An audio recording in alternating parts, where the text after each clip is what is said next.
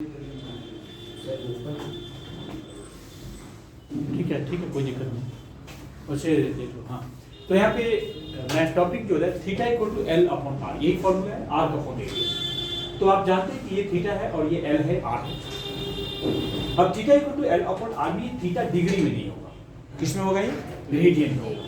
तो theta degree में होगा और डिग्री के रेडियन के जितने भी कन्वर्जन है हमने ऑलरेडी पढ़ा हुआ है कि pi radian equal to 180 degree, 1 degree equal to pi upon, ये हमने कर चुका है, 1 minute equal to pi upon 180 to 60 किया हुआ है, और 1 second equal to pi upon 180 to 60 किया हुआ है। ये टोटल वैल्यू हमारे पास है। Theta equal to L upon R, R upon radius, ये बेसिक स्टैंडर्ड फॉर्मूला है। नेक्स्ट वन, अब इस चीज का, इस फॉर्मूला का कैसे यूज किया जाता है? Parallax method is used to find out distance of largest distance of you can say universal object, like sun की क्या यहाँ से डिस्टेंस है, किसी स्टार की क्या डिस्टेंस है, हेवनली बॉडीज की डिस्टेंस निकालने में यूज होता है। मून की क्या डिस्टेंस है, प्लस मून की रेडियस कितनी है, डायमीटर कितनी है, सन की कितनी डायमीटर है। तो उसके पीछे बेसिक प्रिंसिपल क्या लगाते हैं वो हम देखते हैं। तो बेसिक प्रिंसिपल तो ये theta equal to L upon R है। मान लो इसमें थोड़ी सी अप्रोक्सीमेशन किया जाता है, वो क्या किया जाता है, उस चीजों को देखते हैं। क्वेश्चन जो आपको मिलेंगे वो क्वेश्चन में ये सन यहां पे है, तो सन को आपने यहां से देखते हैं, तो कुछ इस हिसाब से आप डिजाइन करते हैं, यहाँ पे ये डिजाइन करते हैं। तो ये आपका थीटा होता है। सन के एक कॉर्नर को आपने इधर देखा, दूसरे एंड को यहाँ देखा, तो सन का ये डायमीटर होता है। तो किसी तरीके से इस यहाँ पे 3 वैल्यू होती है, ये डिस्टेंस सन का डिस्टेंस है x मान लो, और ये डायमीटर है। तो आप theta equal to arc upon radius की जगह d अपॉन x लेंगे, इसको अप्रोक्सीमेटली आर्क मान लो। तो इस 3 टर्म यहाँ पे जैसे डायमीटर ऑफ सन हो गया और x डिस्टेंस ऑफ सन हो गया, इसमें से आउट ऑफ 3 2 टर्म अगर मालूम होते हैं तो 30 हो जाता है। कहीं पर क्या होता है कि डायमीटर पता होता है तो डिस्टेंस निकाल देते हैं, डायमीटर मालूम है तो डिस्टेंस निकाल देते हैं। इसी चीज का मेन बेसिक फॉर्मूला यही चीज होता है। इसको मैं और भी एक एग्जांपल लेता हूं, फिर न्यूमेरिकल लेता हूं, इसको आप नोट कर लीजिए, सिर्फ इतने ही पार्ट को नोट कर लीजिए। यहाँ पे जो क्लास 11 की फिजिक्स एनसीईआरटी का पेज नंबर 19 और एग्जाम्पल 2.3 है, इस क्वेश्चन को यहाँ पे करते हैं। क्वेश्चन में कुछ चीजें लिखा हुआ है, मैं एक बार उसको रीड करता हूँ, फिर मैं उसको करते करता हूँ। Moon is observe from 2 diametrically opposite points A and be on the earth. Moon को डायमेट्रिकली, अर्थ के डायमेट्रिकली अपोजिट पॉइंट ए और बी से उसको ऑब्जर्व किया जाता है। Angle theta subtended at moon by 2 direction observation is 1 degree 54 minute. Given that diameter of earth is 1.276 10⁻⁷ metre, compute distance of moon from earth. Question में एक बार मैं दोबारा पढ़ता हूं और इस चीज को ध्यान से देखिए। यहां पे ये मून है, ये अर्थ है। तो इनका कहना है कि अर्थ के 2 डायमेट्रिकली अपोजिट पॉइंट से मून को हम देख रहे हैं। This is moon, this is earth.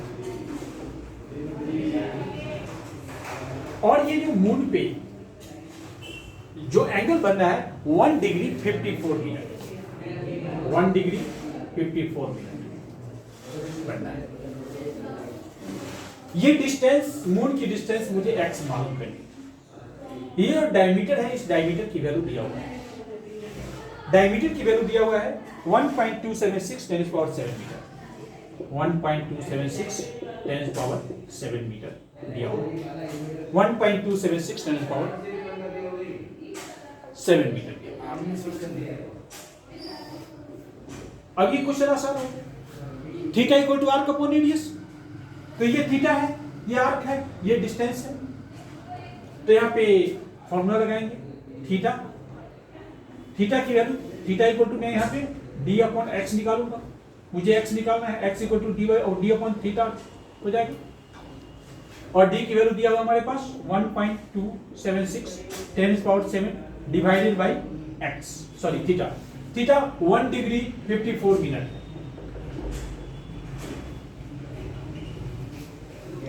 1 degree 54 minute, तो 1 डिग्री कितना होता है? 1 डिग्री 60 मिनट होता है प्लस 54 मिनट, दोनों मिला के 114 मिनट। तो यहाँ पे थीटा की वैल्यू आपका 114 मिनट हो। और पिछली क्लास में 114 मिनट, 1 मिनट की मैंने वैल्यू निकाल रहा था कैलकुलेशन में।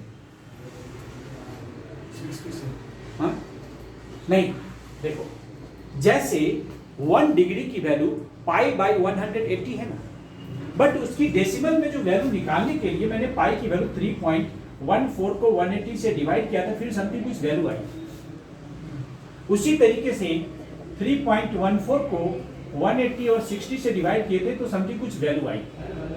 तो ये 1 मिनट की यहाँ पे जो सॉल्व करने के बाद जो डेसिमल में वैल्यू आती है उस वैल्यू को यूज करना है। और 1 मिनट की जो वैल्यू हमारे पास थी, 1 मिनट की वैल्यू थी हमारे पास, वो था 2.91 इंटू 10⁻⁻⁴, ये वैल्यू 1 मिनट की। तो यहाँ पे 114 मिनट की वैल्यू कितनी होगी? 114 इंटू 2.91 इंटू 10⁻⁴। क्लियर है? अब ये सभी वैल्यू को कैलकुलेशन करने के बाद जो वैल्यू आती है वो हमारे पास आंसर हो जाएगा। सर इसको कैलकुलेट कैसे करना? ये वैल्यू जो आ रही है 3.84 इंटू 10⁻⁸ मीटर आ रहा है। अब आपका क्वेश्चन है कैलकुलेट कैसे करेंगे? कैलकुलेट क्या करते हैं? 10⁻⁷ ऊपर जाएगा तो 10⁻11 हो जाएगा। इस दोनों को मल्टीप्लाई करेंगे, इससे डिवाइड कर देंगे। सर कितना टाइम जाएगा इसमें? 1 मिनट 2 मिनट, डिपेंड करता है आपकी कैलकुलेशन कितनी फास्ट है। कैलकुलेटर यूज नहीं करना हमारे इंडियन सिस्टम में। ये कैलकुलेटर सिखाना है, हमें सिखाऊं? मतलब पास करने के लिए कोई ट्रिक होगा? लगाओ, अभी करो यहाँ पे। सर बनवा कर पेपर में करना पड़ेगा, ये करना है इसमें। ठीक है, नोट कर लीजिए इसको।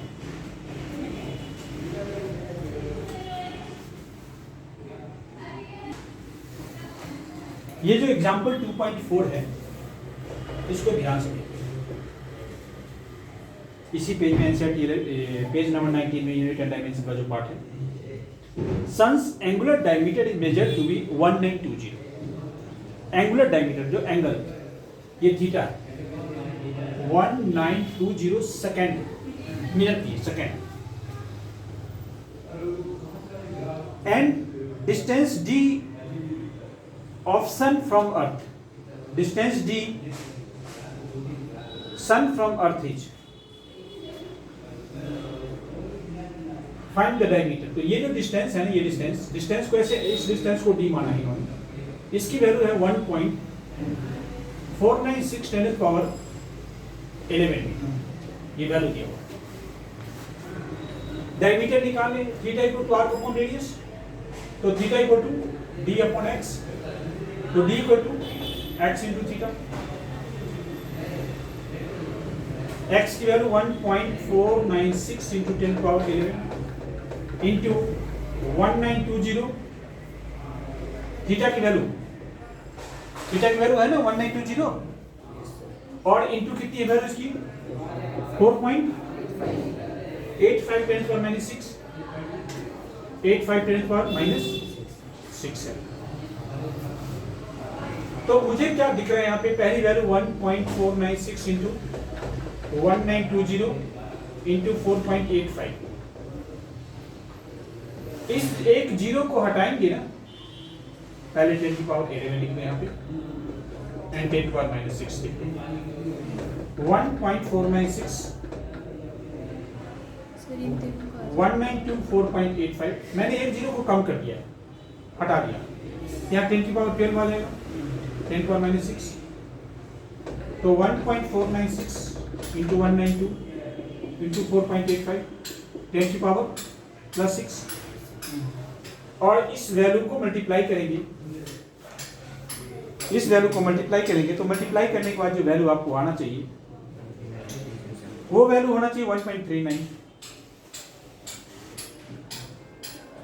ये वैल्यू होना चाहिए आपका, सभी कैलकुलेशन करके आ रहा चाहिए 1.39 into 10 power 9 होना चाहिए।